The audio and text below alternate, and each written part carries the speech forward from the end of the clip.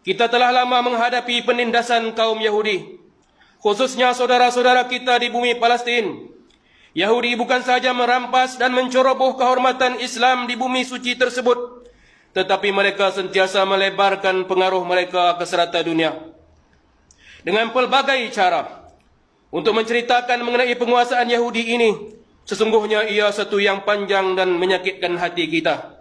Namun, sebagaimana yang diungkapkan oleh seorang tokoh yang bernama Golda Meir, Perdana Menteri Negara Haram Israel, di antara tahun 1969 hingga 1974. Beliau berkata, "Kami tidak takut kepada orang Islam sehinggalah mereka solat subuh di masjid sebagaimana solat Jumaat." Seorang ekstremis Yahudi pernah berkata, "Kami tahu bahawa kesudahan kami adalah di tangan kaum muslimin.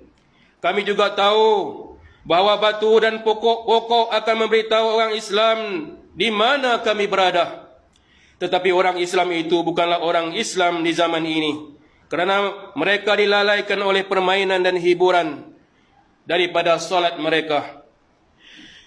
Yahudi melepaskan tembakan melalui Apache, helikopter Apache, ke atas pemimpin Hamas, Syekh Ahmad Yasin, ketika beliau dalam perjalanan pulang dari masjid setelah selesai melaksanakan solat subuh berjemaah.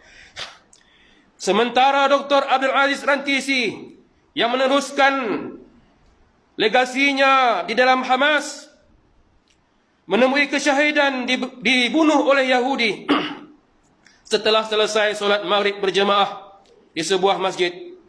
Yahudi memang takut kepada Muslim yang solat berjemaah.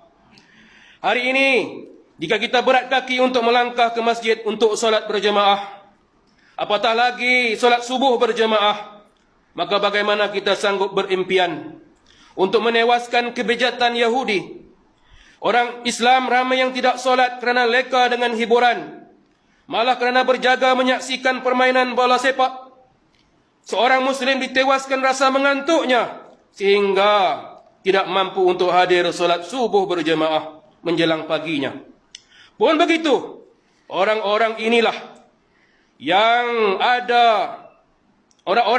yang sanggup menegang urat lehernya bila berbicara soal memenangkan Islam. Adakah setelah kita menyadari kesadaran kaum Yahudi ini tentang bahaya solat subuh berjemaah buat survival mereka, masih patutkah kita bermalas-malasan? Kalau begitu, janganlah bermimpi untuk menewaskan kaum Yahudi. Janji tewasnya Yahudi di tangan orang Islam itu telah dinyatakan oleh Rasulullah sallallahu alaihi wasallam dalam sebuah hadis.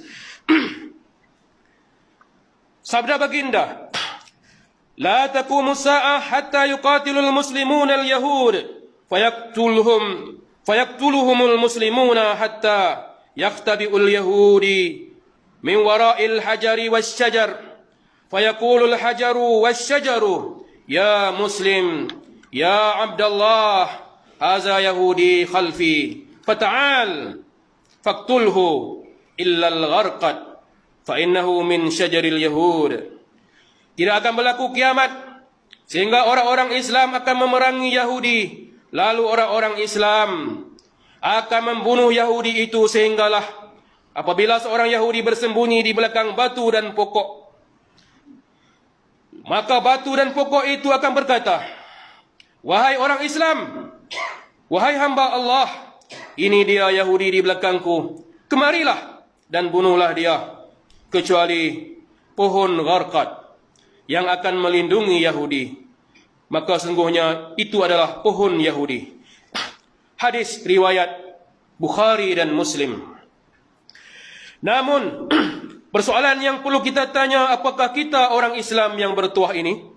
Kitakah? Padahal dikala azan subuh dilaungkan, kita masih menarik selimut membalut badan. Kitakah?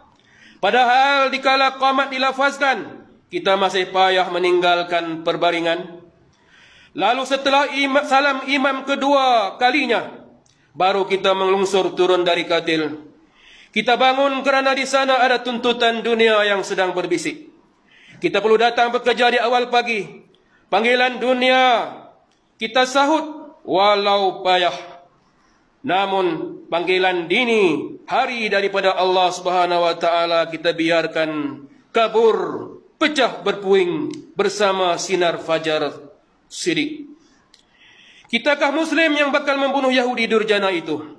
Kalau demikian keadaan kita, marilah kita menjadi generasi penegak subuh berjamaah. Kerana itulah syiar generasi yang berjaya di dunia dan akhirat. A'udzubillahi minasyaitonirrajim. Aqimis salata lidulukis syamsi ila ghasaqil laili wa qur'anal fajr. Inna qur'anal fajri kana mashhuda. Dirikanlah solat subuh daripada sesudah matahari tergelincir.